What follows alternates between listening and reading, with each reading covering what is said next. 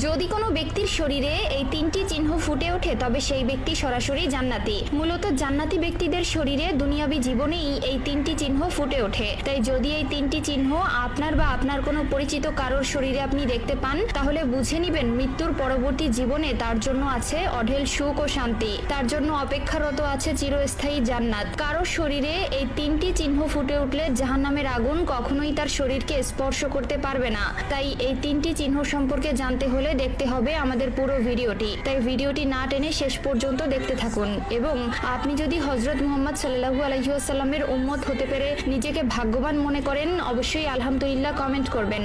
আজকে আমার প্রিয় নবীর ভালোবাসার মানুষগুলোকে দেখতে চাই। প্রিয় দর্শক, অবশ্যই ভিডিওটি শেয়ার করতে ভুলবেন না। আপনার একটি শেয়ারে হয়তো অনেক মানুষ পাপ কাজ থেকে নিজেকে হেফাজত করতে পারবে। প্রিয় নবী বলেছেন, যে ব্যক্তি আমার হাদিস শুনে অন্যকে শেয়ার করলো তার জন্য কিয়ামতের দিন আমার সুপারিশ